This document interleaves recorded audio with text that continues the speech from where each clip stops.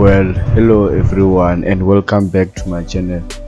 In this lesson, I'll be teaching you how to install Python and use it on Visual Studio. So let's get to it. So first of all, go to your browser and search for python.org and go to download and download the latest version of it. Well, I will share the link with you under the description. And now go to the folder where you have downloaded your Python and install it. Click to add Python to path, customize, and next.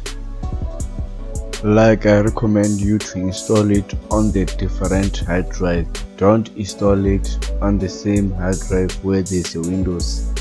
Use the different hard drive. Go and make a folder, then install it on your folder and click there. Then next.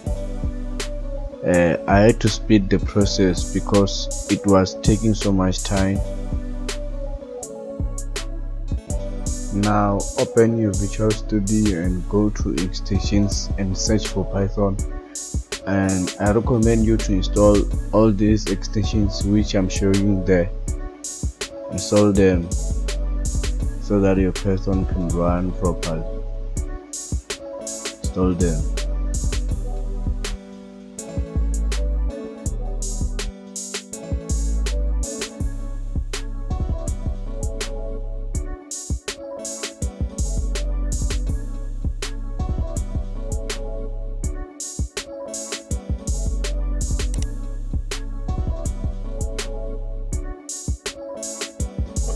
Now go to your left corner there and click select interpreter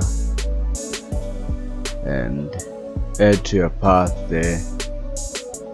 Choose where you have installed your Python. Go and select the Python.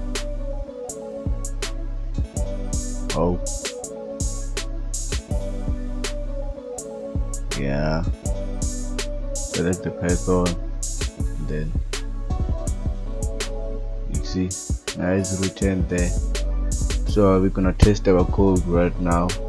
We're gonna start debugging with our last project. So start debugging. Let's wait for it.